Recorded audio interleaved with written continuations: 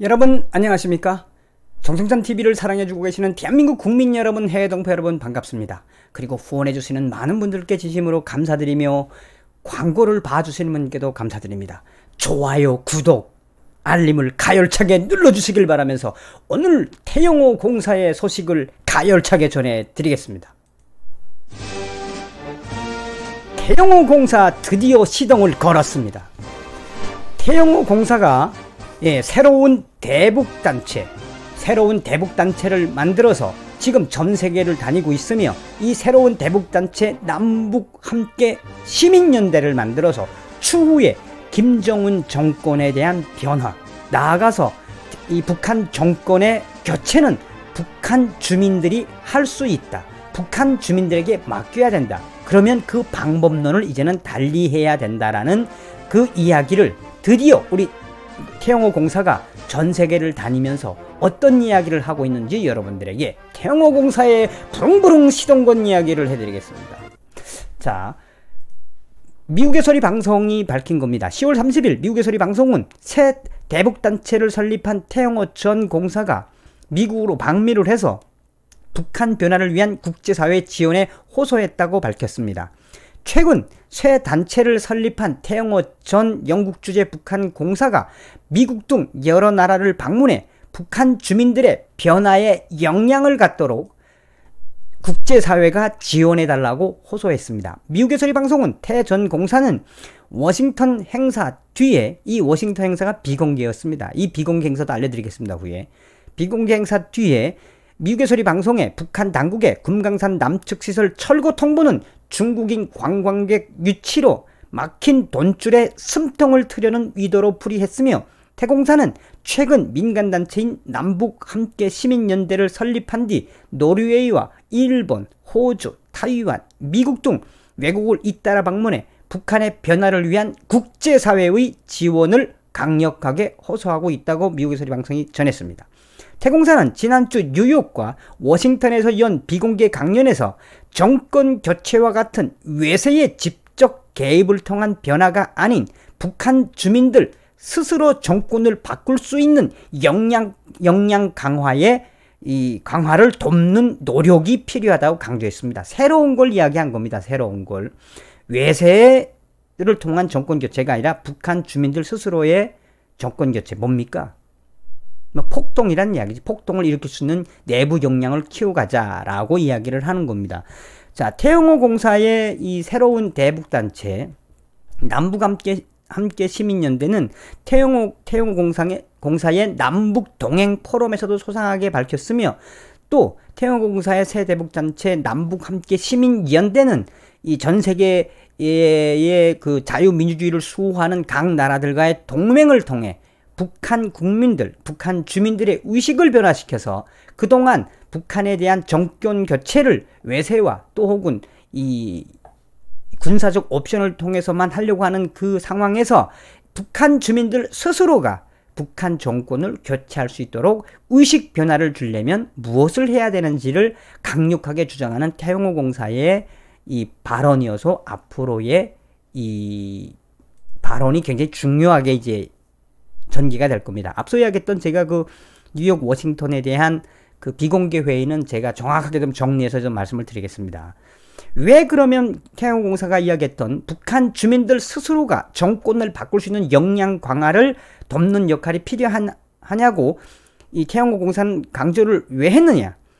북한 정부가 10년, 20년 사이에 해묵은 이념 세대가 아니라 이제는 북한에서는 정보, 컴퓨터, 물질주의에 익숙한 밀레니엄 세대 관리들로 교체된다며, 또 교체되고 있다며, 이 정보, 컴퓨터, 물질주의, 자본주의의 요소를 안고 있는 이 밀레니엄 관리 세대들과 또 밀레니엄 세대들, 젊은 세대들에 대해서 지금 북한의 한류와 또 이 외국 문물에 대한 정보와 이런 것들이 굉장히 갈망하고 있다.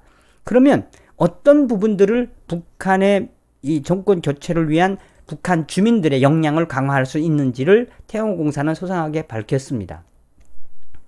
태영호 공사는 북한 문제는 좌우 정권에 관계없이 너무 정치적 논리에 좌우되는 경향이 크고 북한 인권 단체들에 대한 한국 사회의 기부와 모금도 최근 들어 너무 힘들어졌다고 지적했습니다. 이 정권이 다 잘랐다는 이야기죠.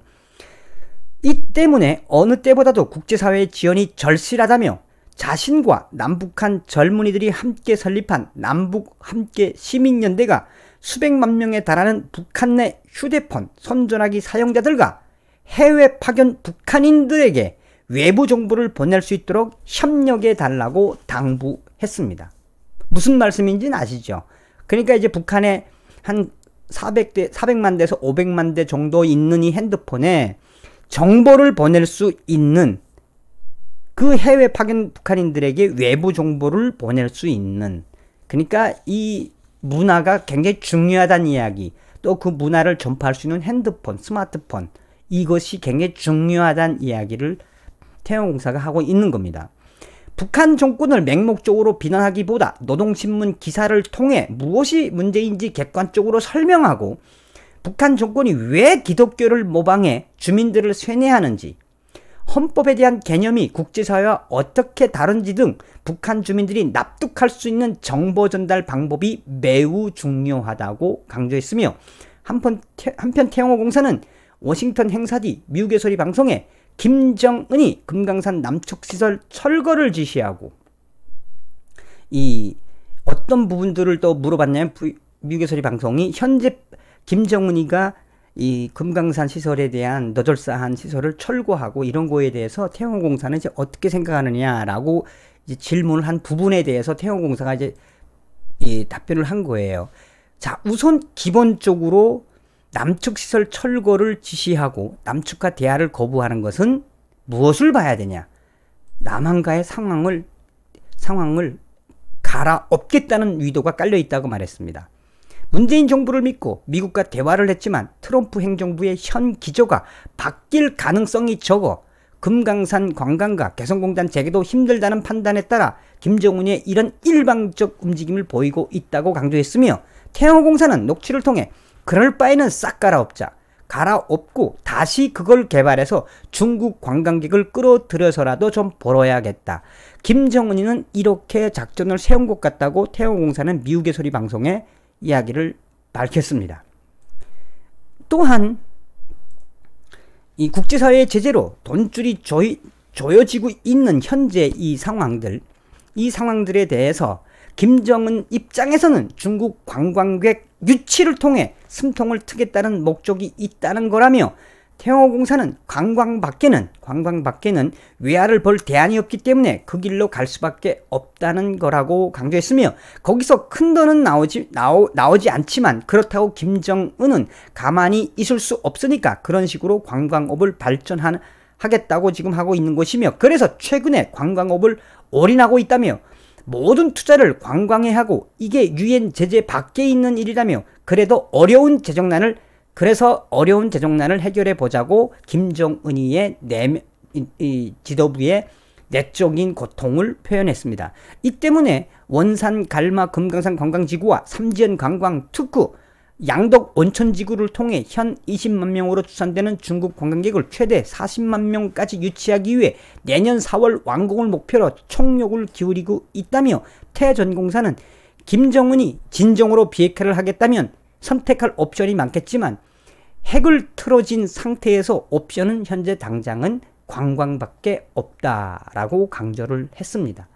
자, 태영호공사가 했던 이야기 중에 가장 와닿는 거는 뭡니까? 김정은이가 달러의 고갈로 관광에 올인할 수밖에 없다라는 부분이고, 앞서도 이야기했던 것처럼 북한의 김정은 정권을 바꾸려면, 레짐 체인지, 정권 교체를 하려면 실제 400만 대에서 500만 대를 가지고 있는 스마트폰 포함해서의 북한의 이 내부 정보를 들여보내는 역할, 이게 굉장히 중요합니다.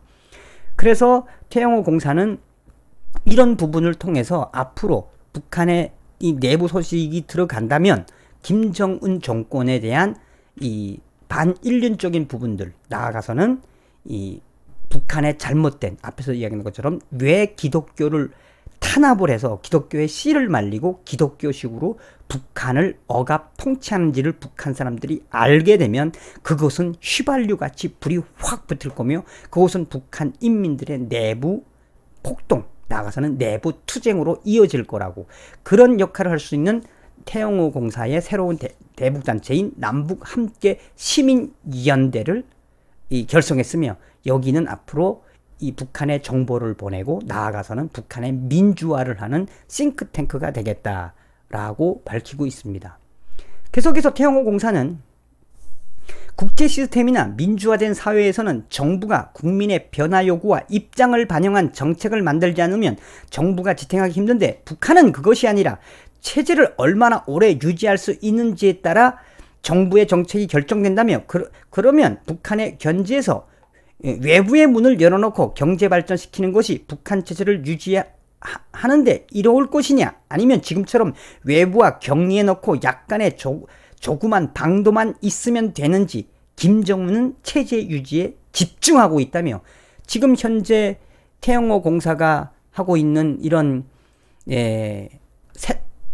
새로운 대북단체 남북함께 시민연대는 앞서도 이야기했던 것처럼 북한 주민들을 계몽시킬 수 있는 외세와 또 혹은 군사적 선택 쪽의 정권 교체도 가능하지만 중요한 건 북한 인민들 스스로가 정권에 대한 이 김정은 정권에 대한 이 부정확성, 그러니까 잘못되어 있는 부분들, 또 나아가서는 외부의 문화와 정보를 통해서 북한 인민들이 전 세계 헌법, 법이라고 하는 건 어떻게 다른지, 왜 우리 조선민주주의인민공화국의 헌법은 왜 이렇게 다른지를 알게 되면 북한 주민들이 들고 일어나는 것은 시간 문제라며, 더 나아가서 태영호 공사는 현재 이 미국과 호주, 나아가서는 이 일본, 또 타이완, 노르웨이와 전 세계인들과 북한 인민들을 민주화시키는, 쉽게 이야기하면 북한 주민들이 북한 체제에 대해서 항변해서 들고 일어날 수 있는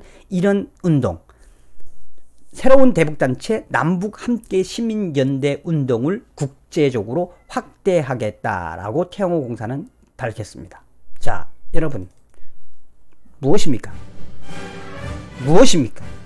태영호 공사가 밝힌 것은 바로 태영호 공사는 이제 이때까지 통일은 분단의 지속이었다. 북한 주민들은 이제는 밀레니엄 시대다. 핸드폰, 스마트폰을 가지고 있으며 외부의 인터넷은 안 되지만 인터넷을 통해서 이 정보를 공유하고 있으며 나아가서는 중국하고도 통화를 하고 있다.